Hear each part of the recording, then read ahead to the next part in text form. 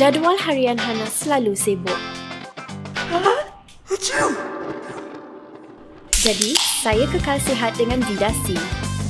Dengan vitamin C yang cukup setiap hari, tiada apa pun yang boleh menghalangi saya. Minumlah Vida C, perlindungan sistem imun anda.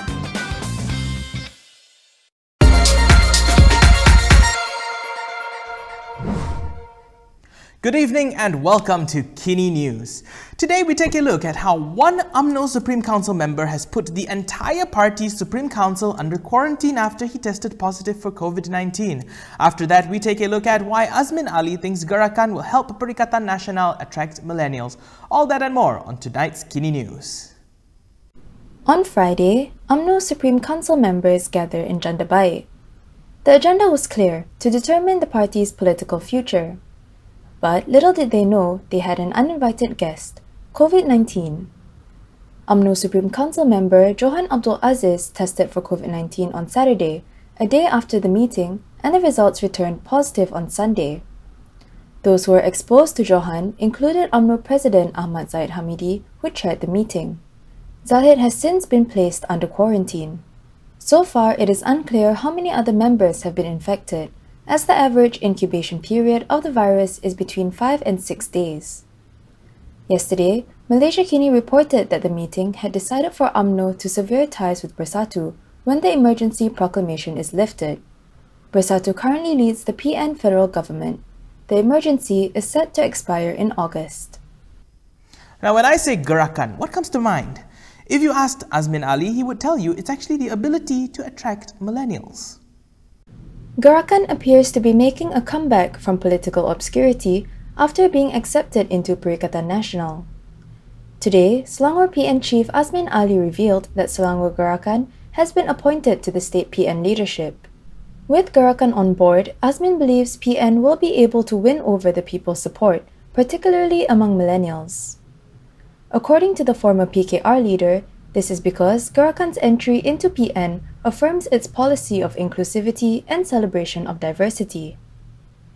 Yesterday, the state liaison meeting unanimously agreed to appoint Selangor Gerakan Chief Ang Chin Tat as the state PN Vice Chief. The other state PN Vice Chiefs are Selangor PAS Commissioner Ahmad Yunus Hairi and Selangor Bersatu Chief Abdul Rashid Asari. Azmin said Selangor PN will work to strengthen their cooperation for the 15th general election in order to form a strong and stable government as the state celebrates the differences in language, race and religion. This comes after Prime Minister Muhyiddin Yassin had accepted Gerakan's application to join PN on February 11th.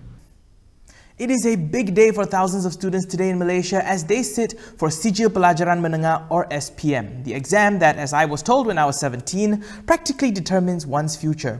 But with the pandemic still around, it hasn't been an easy journey, and this is why several political leaders shared some well wishes.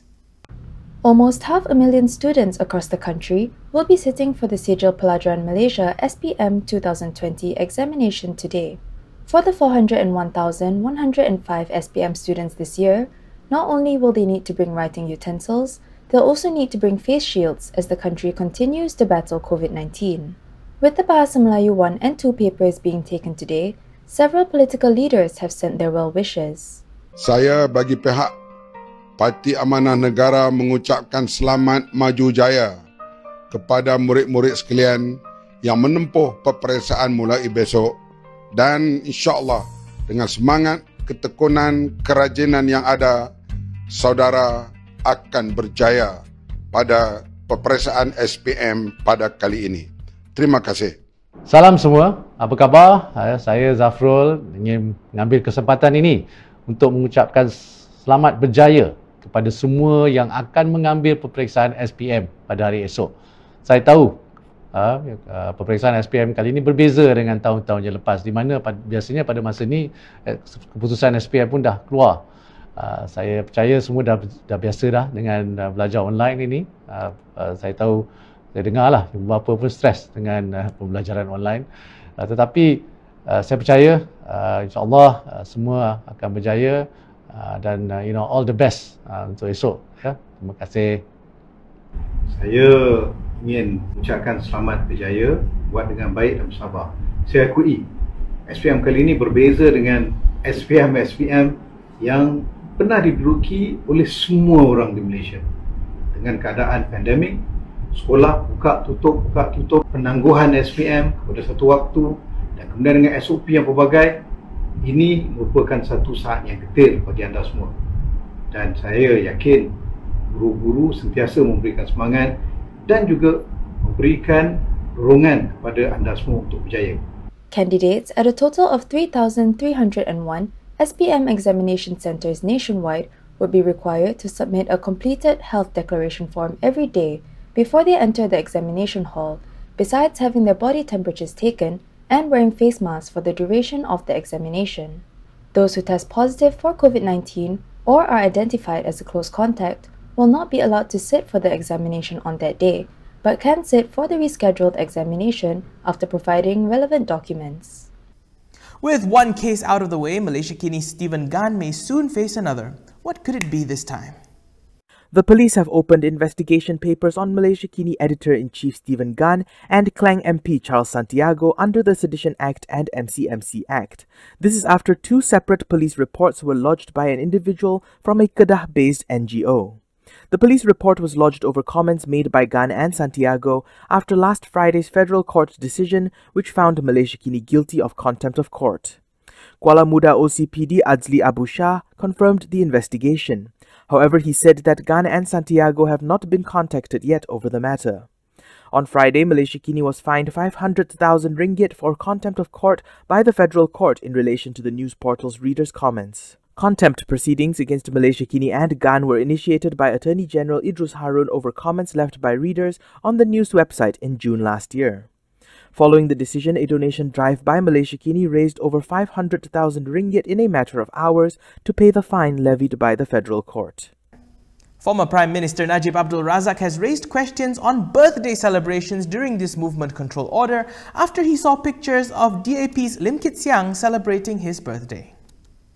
DAP veteran Lim Kit Siang's 80th birthday celebration has caught the attention of Najib Abdul Razak.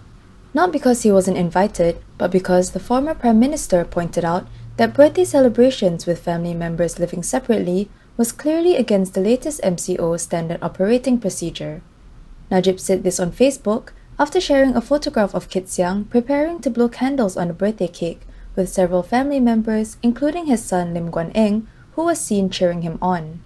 Najib also pointed out how the government has given leeway by removing the limit on the number of passengers in a car or on customers sitting at the same table.